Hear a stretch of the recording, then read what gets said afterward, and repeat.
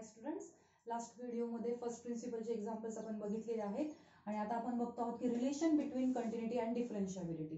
तर डिफरन्शिएबिलिटीची पण डेफिनेशन आपण बघितलेली आहे, कंटिन्युटीचे डेफिनेशन्स पण आपण दोन बघितलेले आहे. मग ऍक्च्युली ह्या दोघांमध्ये काय रिलेशन आहे आपल्याला ते बघायचं आहे. महत्त्वाचा पॉईंट आहे, एक्झाम्पलमध्ये पण याचा बऱ्यापैकी तुम्हाला यूज होणार आहे, फक्त हा रिझल्ट तुम्हाला कळायला पाहिजे. तर मग कंटिन्युटी आणि डिफरन्शिएबिलिटी यांच्यामध्ये ऍक्च्युली काय रिलेशन आहे तर बघा, तो थेरम मी इथे लिहिलेला आहे. Every differentiable function is continuous. जे फंक्शन डिफरन्शिएबल असतं ते 100% कंटिन्युअस असतं.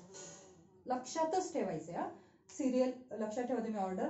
जर फंक्शन हे डिफरन्शिएबल असेल तर ते कंटिन्युअस असतंच 100%. सो मी इथे लिहिते डिफरन्शिएबिलिटी इम्प्लाइज कंटिन्युटी.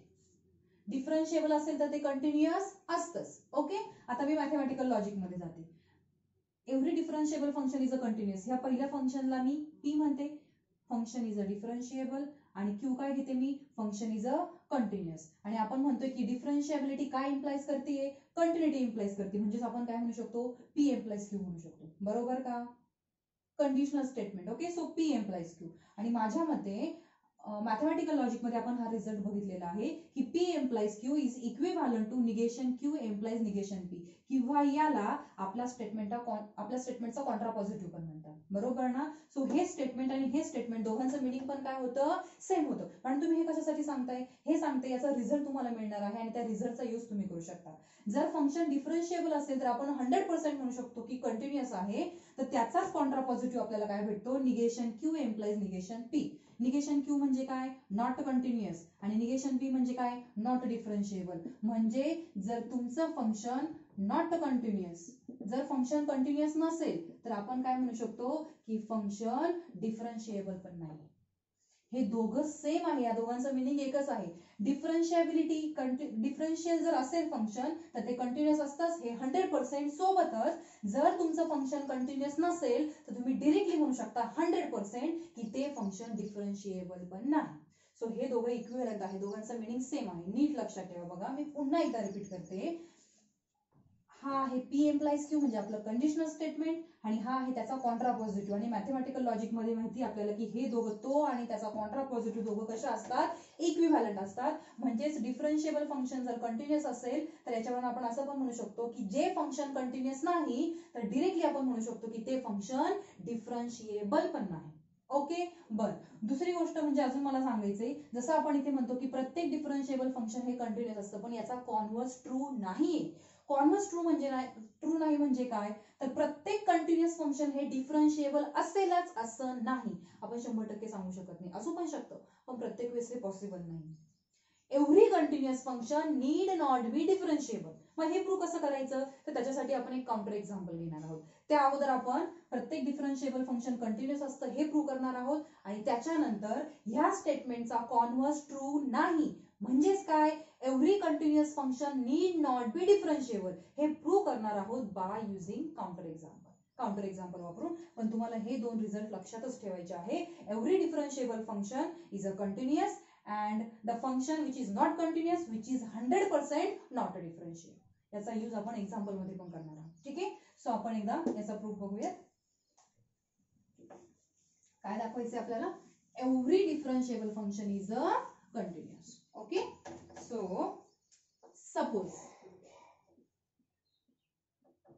सपोज फंक्शन घेते मी f of x is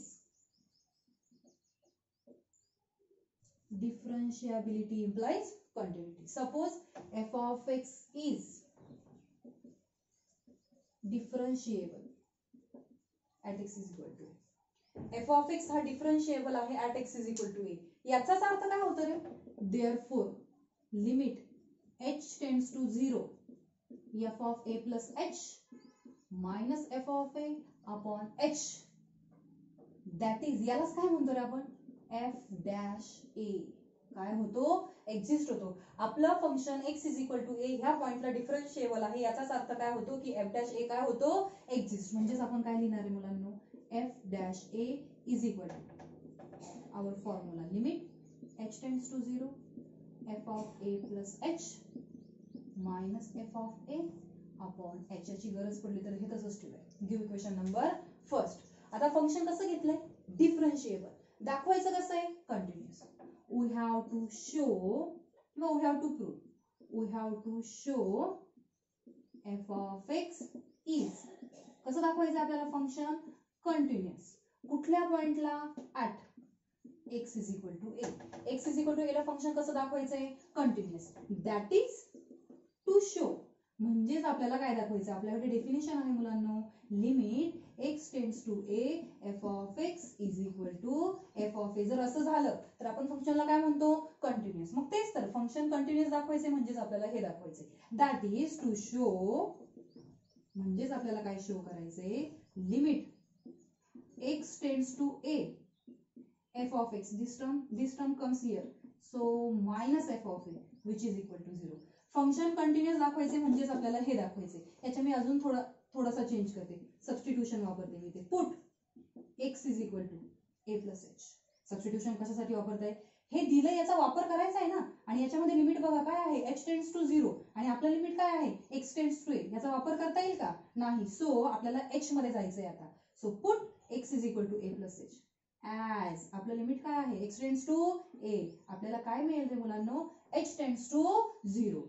Therefore किंवा दॅट इज टू शो, म्हणजेच आपल्याला काय दाखवायचे, limit H tends to 0 F of एक्सच्या ठिकाणी काय टाकणार, A plus H minus F of A is equal to 0. म्हणजे सध्या आपल्याला हे दाखवायचं आहे, हे म्हणजे this limit is equal to आपल्याला काय आणायचं आहे, 0. आणि जर 0 आला तर आपण म्हणू शकतो की आपलं फंक्शन कसं आहे, कंटिन्युअस आहे. ठीक आहे. सो मी याची LHS कन्सिडर करते. नाव LHS काय आहे रे, LHS limit h tends to 0 f of a plus h minus f of a whole upon minus f of a, बस एवढंच आहे. ही व्हॅल्यू आपण कन्सिडर केली LHS.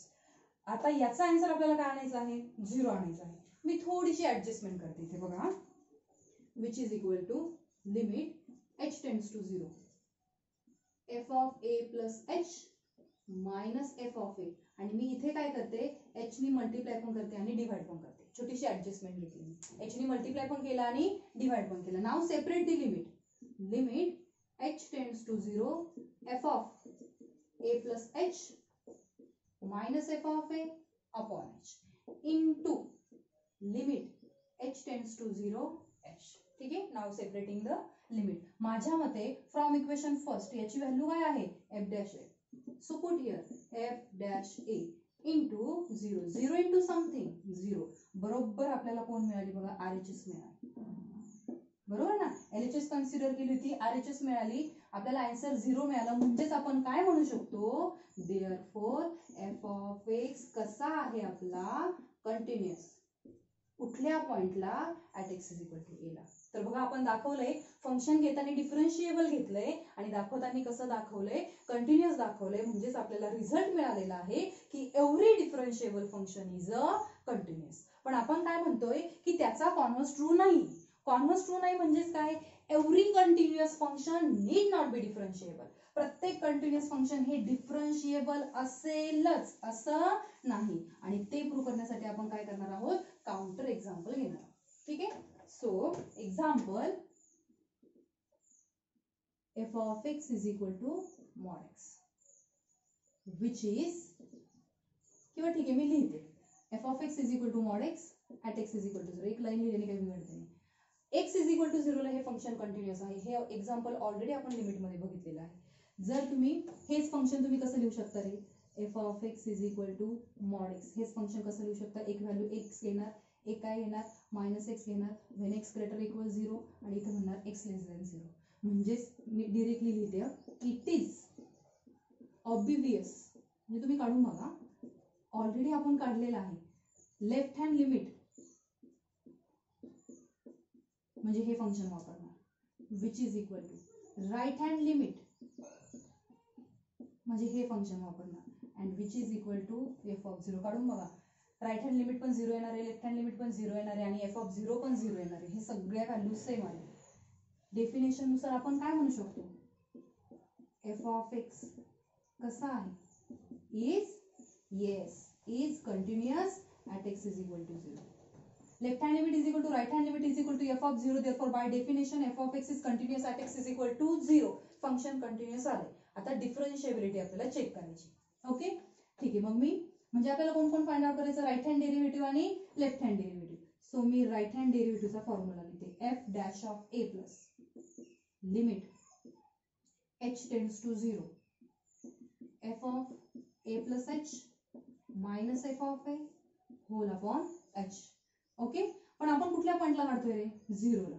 म्हणजे आपण काय लिहिणार, f dash of 0 plus which is equal to limit h tends to 0 f of a ची व्हॅल्यू काय टाकणार, 0. 0 plus h means h minus f of 0. ठीक आहे, होल अपॉन h. कोण फाइंड आउट करतो आपण, right hand derivative. Which is equal to limit, right hand derivative म्हणजे इथे कुठला साइन घेणार, प्लस साइन घेणार, लिमिट h टेंड्स टू 0.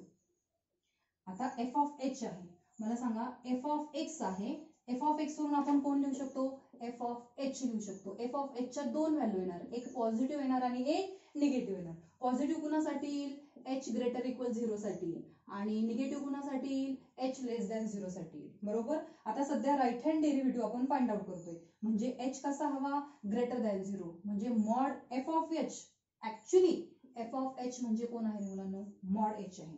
ठीक आहे, मी लिहिते mod h minus f of 0 काढायचा, h च्या ठिकाणी 0 टाका, f ऑफ 0 काय मिळेल, 0 आणि होल अपॉन h. ठीक आहे, so which is equal to limit h tends to 0 plus. ठीक आहे, आता मॉड h ची व्हॅल्यू प्लस h घेणार की मायनस h घेणार, प्लस h घेणार. का, कारण आपण कुठला डेरिव्हेटिव्ह फाइंड आउट करतोय, right hand derivative. So h upon h, h get cancel, limit h tends to 0 1 आणि आन्सर काय मिळाला, 1. म्हणजेच आपल्याला कोण मिळालं रे मुलांनो, f डॅश ऑफ 0 प्लस. म्हणजेच कोण मिळाला, राईट हँड डेरिव्हेटिव्ह. सिमिलरली आता आपण कोण फाइंड आउट करणार, लेफ्ट हँड डेरिव्हेटिव्ह. नाव f dash of 0 minus which is equal to limit h tends to 0 minus f of h. मी डायरेक्टली इथनं लिहिते, f of h minus f of 0 upon h which is equal to limit h tends to 0 minus